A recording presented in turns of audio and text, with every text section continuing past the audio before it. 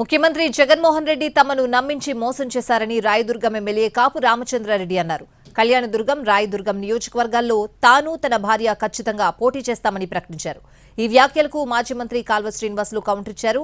4.5 సంవత్సరాలుగా ప్రజల గొంతు కోసారని విమర్శించారు. సజ్జల రామకృష్ణారెడ్డి గారు వచ్చి చెప్పారు. ఈ విషయాన్ని విని వచ్చేసాను.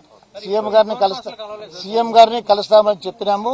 ఆయన బిజీ అని చెప్పినారు. ఇంకా ఉదయం 10:30 నుంచి ఇంతసేపు ఉన్నాము. ఇంకా ఇంతకన్నా పెద్ద అవమానం మాకు అవసరం లేదు. కాబట్టి మాకు నమ్మించి తీసుకొని వచ్చి నమ్మినందుకు మా గొంతు కోయడం ఒకటే మిగిలింది. మా జీవితాలు సర్వనాశనం అయిపోయినాయి ఇక్కడికి. కాబట్టి ఇప్పటికైనా కూడా మేము సొంత నిర్ణయాలు తీసుకుని స్వతంత్రంగా బ్రతకాలనుకున్నాం. కానీ కాబట్టి తప్పకుండా నేను నా కొడుకు లేదా నా భార్య ఒక దగ్గర పోటీ చేస్తారు. నేను కళ్యాణదుర్గం నుంచి ఇండిపెండెంట్ గా తప్పకుండా పోటీ చేస్తాను. కాపు రామచంద్రారెడ్డి, నేను జగన్మోహన్ రెడ్డికి వీరాభిమానిని. నమ్మి రాజకీయం చేస్తే నా గొంతుకు వస్తా ఉన్నారు ఈరోజని.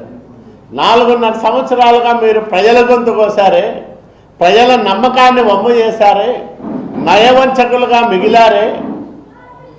నమ్మి ఓట్లేస్తే పచ్చి మోసం దగా చేశారే.